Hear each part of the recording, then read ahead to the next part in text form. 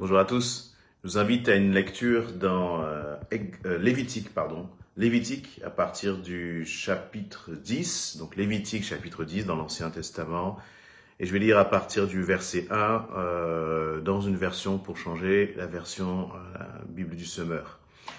Il nous est dit ceci: Nadab et Abihu, deux des fils d'Aaron, prirent chacun son encensoir.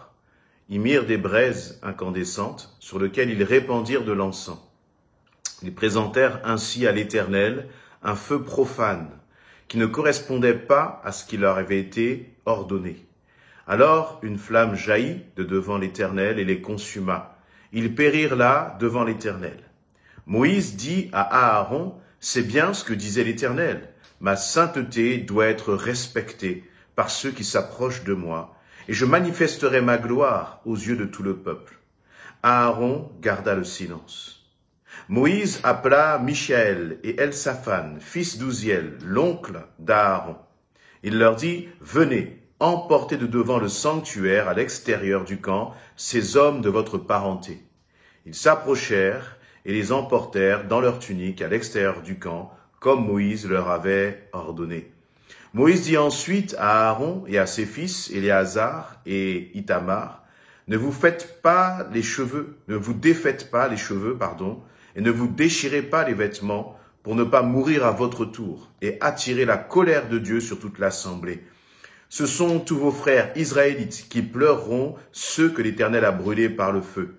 Mais vous ne devez pas quitter l'entrée de la tente de la rencontre, sinon vous mourrez, car vous avez été oints de l'huile d'onction de l'Éternel. Aaron et ses fils obéirent à Moïse. Amen. Voilà, quel est là le contexte? Eh bien, Dieu avait donné des ordres très clairs, des règles à suivre de façon assez stricte sur la façon d'apporter des sacrifices, des offrandes à l'Éternel. Et les deux fils d'Aaron, donc qui étaient sacrificateurs, tout comme Aaron, avaient cette fonction notamment d'apporter ces sacrifices et ces offrandes. Et donc Nadab et Abihu vont apporter une offrande à l'Éternel. Le problème, il nous est dit, c'est qu'ils vont apporter un feu qu'on va appeler un feu étranger, un feu donc ainsi qu'un parfum à l'Éternel. Et Dieu n'a pas du tout agréé ce sacrifice, cette offrande que Nadab et Abihu ont apporté à l'Éternel. Eh bien, pourquoi? Eh bien, tout simplement parce que ils n'avaient pas obéi aux règles strictes que Dieu leur avait établies. Et donc, il nous est dit qu'ils vont se présenter à Dieu avec ce feu étranger. Et une flamme va jaillir de devant l'Éternel et les consumer, Nadab et Abihu, donc les deux fils d'Aaron, sur le champ. Et ils vont périr là devant l'Éternel. Et ce qui est dur, c'est que même Moïse va dire cela à Aaron. Moïse et Aaron avaient une relation, j'allais dire, vraiment forte d'amitié. Aaron était le soutien de Moïse. Et devant la mort, en fait, des deux fils d'Aaron, Moïse va simplement dire « ma sainteté ». Il va rappeler à Aaron ce que l'Éternel avait dit. Dieu avait dit « ma sainteté doit être respectée par ceux qui s'approchent de moi ». Et j'aime ce rappel que Moïse va faire à Aaron, en lui disant, et il nous rappelle aussi à nous, nous qui sommes enfants de Dieu, nous qui disons connaître l'Éternel, avoir l'Éternel pour ami. Dieu est un ami, mais il n'est pas, pardonnez-moi l'expression, il n'est pas un pote, il n'est pas quelqu'un avec qui l'on s'amuse. Notre Dieu est un Dieu que nous devons respecter. Il est un Dieu de sainteté, qui lorsqu'il nous dit quelque chose, il attend de notre part de l'obéissance, parce que nous risquons de payer le prix de notre désobéissance, et ce prix peut être très cher.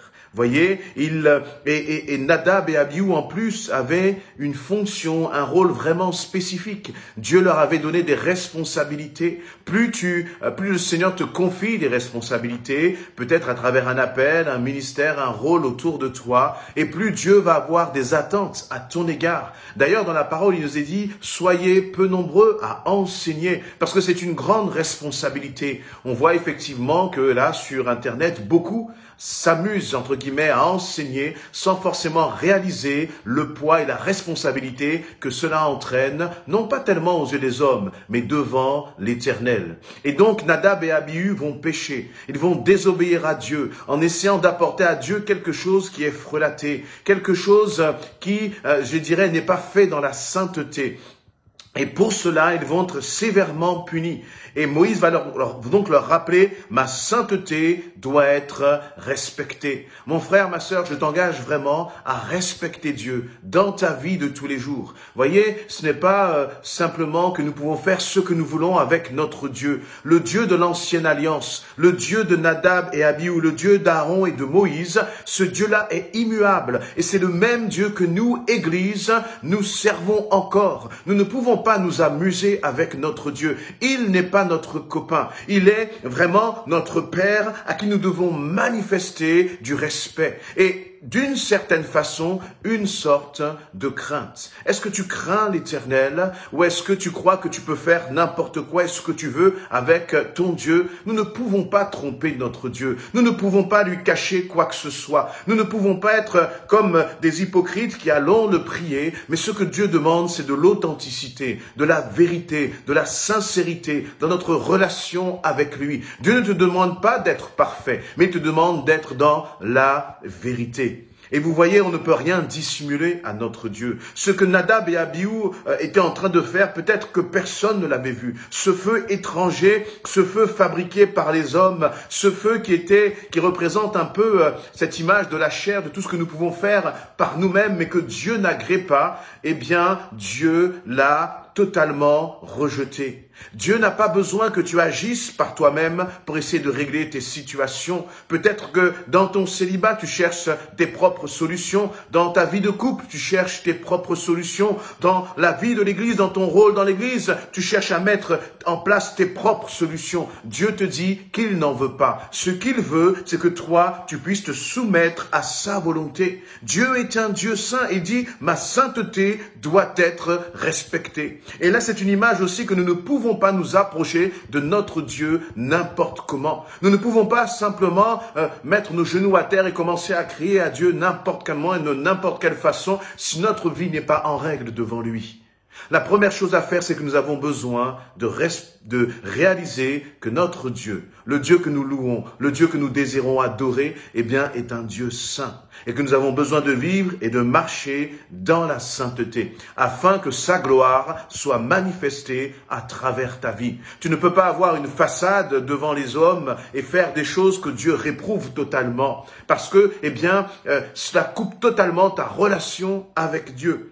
D'autre part, il nous est dit que devant cela, Aaron a gardé le silence. Aaron a gardé le silence à tel point que même si c'était ses 2 fils, ce n'est pas qu'il en avait tant que ça, il n'avait que 4 fils. Et là, voilà que d'un coup, Aaron a perdu 2 de ses fils. Et il nous est dit que face à cela, il a gardé le silence. Il a compris, malgré sa souffrance, que on ne pouvait pas être irrespectueux à l'égard de Dieu, nous qui sommes enfants de Dieu.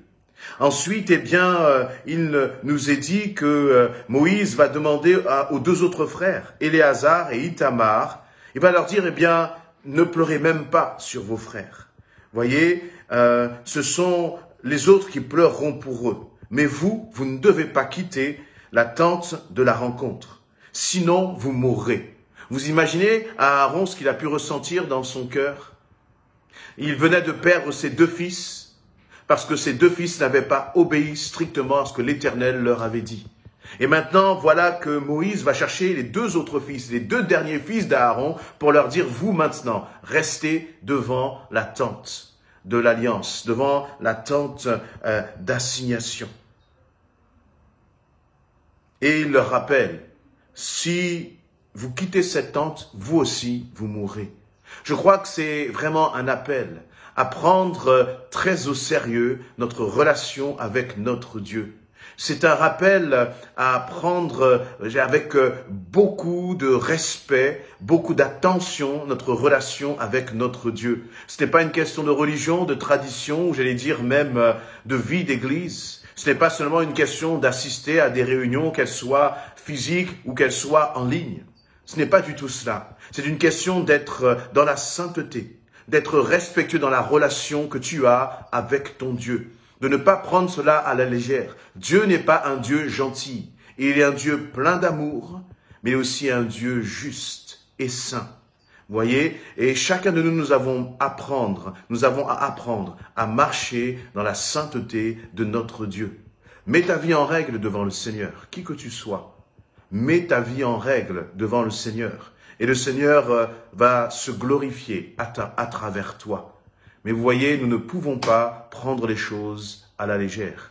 Voilà, que par ces paroles, le Seigneur puisse nous aider, vous aider chacun à être vraiment dans l'essentiel, à vivre une vie, de sainteté, une vie de pureté avec notre Dieu. Une vie où on ne se moque pas de Dieu, où on ne prend pas les choses à la légère, mais où nous disons, Seigneur, je ne veux pas apporter le feu étranger, mais je veux te laisser faire et agir, faire selon tes plans et selon ta volonté. Amen. Soyez bénis.